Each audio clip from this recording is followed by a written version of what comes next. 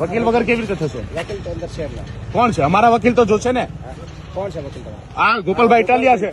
હા, બીજા કોઈ વકીલને વકીલના વહી આપવાના છે? ના તો વકીલનામું એ આપવાના છે. હા તો વકીલ ને તો મોકલો અમે.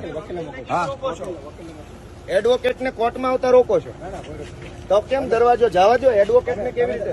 હા તો એ જ જવાના. એડવોકેટ ને કેમ રોકો?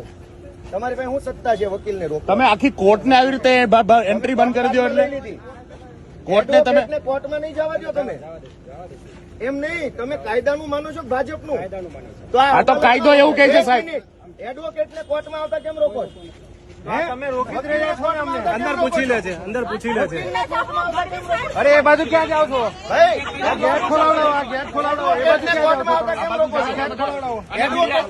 બધા મીડિયા મિત્રો આવશે. ભાઈ ખોલો દરવાજો, ખોલો દરવાજો, ખોલો. કોર્ટમાં નહીં જાય. ખોલો ખોલો.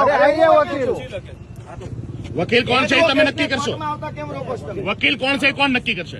કોણ નક્કી કરશે? ભાઈ ચાલો મીડિયા મિત્રો બધા અંદર આવવાનું તમારે બી. ખોલો. વકીલને અદાલતમાં જતા રોકો છો તમે. કોર્ટ પાંચમાં લઈ લીધી લાગે સરકારે. કોર્ટમાં વેચાતી લઈ લીધી. ખાનગી વાતો બંધ કરો. એમ નહીં, તમે અદાલતમાં જતા હો, વકીલને રોકી લેશો. તમને એવી સત્તા આપેલી. કોણે સત્તા આપી?